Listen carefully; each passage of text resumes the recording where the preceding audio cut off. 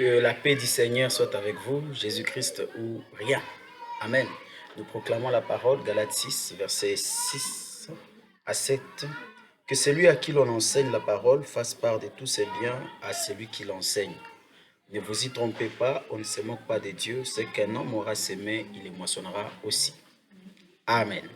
Je suis encore là, peut-être dans deux ou trois après deux ou trois autres vidéos, j'aurai fini ce point pour continuer. Que Dieu vous bénisse. Aujourd'hui, nous allons parler de être riche pour Dieu. Nous insistons encore et nous soulignons.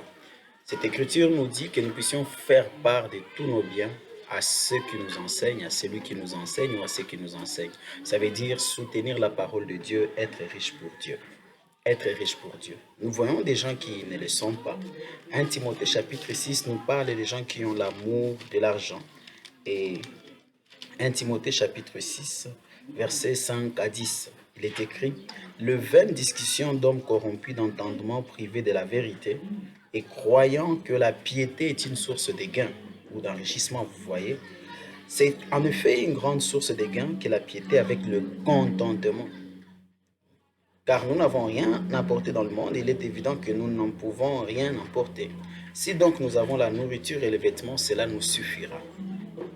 Mais ceux qui veulent s'enrichir tombent dans la tentation, dans les pièges et dans beaucoup de désirs insensés et pernicieux qui plongent les hommes dans la ruine et la perdition. Car l'amour de l'argent est une racine de tous les maux, et quelques-uns en étant possédés se sont égarés loin de la foi et se sont jetés eux-mêmes dans bien des tourments. C'est la parole de Dieu. Amen.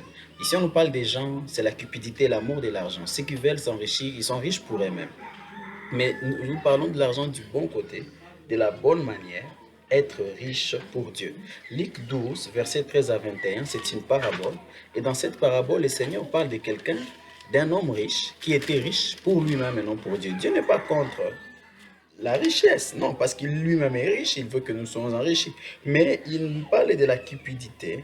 Nous y allons. Quelqu'un dit à Jésus, du milieu de la foule, « Maître, dis à mon frère de partager avec moi notre héritage. » Jésus lui répondit, « Ô homme, qui m'a établi pour être votre juge ou pour faire vos partages? » Il arrive que des gens viennent ainsi devant Dieu, la parole de Dieu.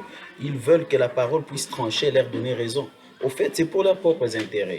Vous voyez, cet homme voulait la part de l'héritage, c'est vrai que c'était sa part, mais dis-moi, dans les buts de... Ça veut dire que cela ne revienne qu'à lui-même. Il n'a pas pensé à Dieu, il n'a pas pensé à l'avancement de l'œuvre. Voilà pourquoi Jésus va répondre, réagir par ambiguïté. Et puis il leur dit, gardez-vous avec soin de toute avarice, l'avarice. Car la vie d'un homme ne dépend pas de ses biens, fut-il dans l'abondance.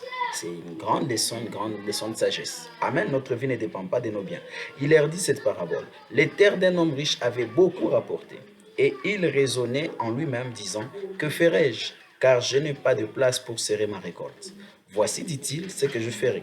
J'abattrai mes greniers, j'en bâtirai de plus grands, j'y amasserai toute ma récolte et tous mes biens. Et tout ça, ce n'est que pour lui. Et je dirai à mon âme, tu as beaucoup de biens en réserve pour plusieurs années. Repose-toi, mange, bois et réjouis-toi. Mais Dieu lui dit, insensé, cette nuit même ton âme te sera redemandée. Et ce que tu as préparé, pour qui cela sera-t-il?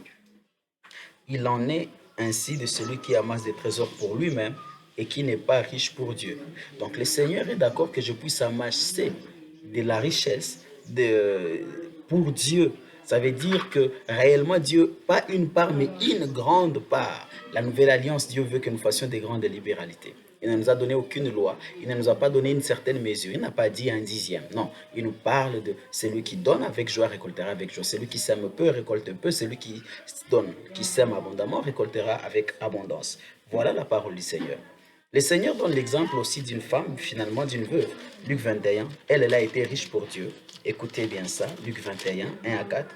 Jésus ayant levé les yeux vit les riches qui mettaient leurs offrandes dans les troncs. Il vit aussi une pauvre veuve qui y mettait 2 petites pièces. Il dit, je vous l'ai dit en vérité, cette pauvre veuve a mis plus que tous les autres. Car c'est de leur superflu que tous ceux-là ont mis des offrandes dans les troncs, mais elle a mis de son nécessaire tout ce qu'elle avait pour vivre. Alléluia. Voyez-vous celle-ci? Elle a donné, elle était riche pour Dieu. Ce n'est pas en vain qu'elle a tout donné. Elle connaissait cette vérité fondamentale. Donnez et il vous sera donné en retour. Ainsi, il s'est décidé de donner tout ce qu'elle avait afin qu'elle puisse recevoir mieux. Amen, amen, avec foi. Merci Seigneur. Voilà la libéralité. Enfin, nous voyons dans 2 Corinthiens 8, 2 Corinthiens chapitre 8, 2 Corinthiens chapitre 8, encore une fois, je reviens ici. L'église de Philippe ou les Macédoniens ont fait une grande preuve de libéralité. Nous vous le faisons connaître, frères, la grâce de Dieu qui s'est manifestée dans les églises de la Macédoine. Paul appelle ça la grâce. Au milieu de beaucoup de tribulations qui les ont éprouvées, leur joie débordante et leur pauvreté profonde ont produit avec abondance des riches libéralités de leur part. Riches libéralités. Ils ont, je l'atteste, donné volontairement selon leurs moyens et même au-delà de leurs moyens. Vous entendez ça? Nous demandons avec de grandes instances la grâce de prendre part à l'assistance destinée aux saints. Non seulement ils ont contribué comme nous l'espérions, mais ils se sont d'abord donnés eux-mêmes au Seigneur, puis à nous par la volonté de Dieu. Nous avons donc engagé Tite à achever chez vous cette œuvre de bienfaisance comme il l'avait commencé.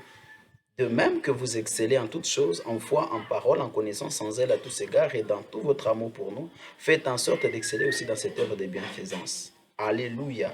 Amen, amen, amen. Vous voyez ça? Amen, amen, amen. Voilà mes bien-aimés. Ces bien-aimés ont donné.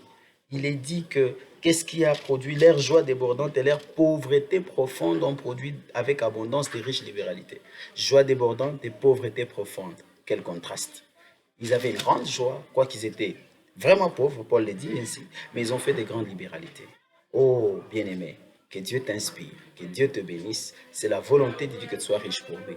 Ça ne demande pas d'avoir des milliers pour penser être riche pour Dieu, mais avec le peu que vous avez, décidez-vous d'être riche pour Dieu et regardez comment Dieu vous comblera de ses bénédictions au-delà de toutes mesures. Que Dieu vous bénisse richement. Pensez à cela. Amen. Libérez-vous de la loi de la dîme. La loi de la dîme, c'est une contrainte et quand vous vous liez à la loi, vous donnez à la loi, vous vous liez à la malédiction. Paix à vous. Entrez dans la libéralité. Donnez toujours au-delà de la dîme, avec confiance, avec foi, chaque fois que vous faites une rentrée financière. Que la paix de Dieu soit sur vous. Au nom de Jésus-Christ. Amen.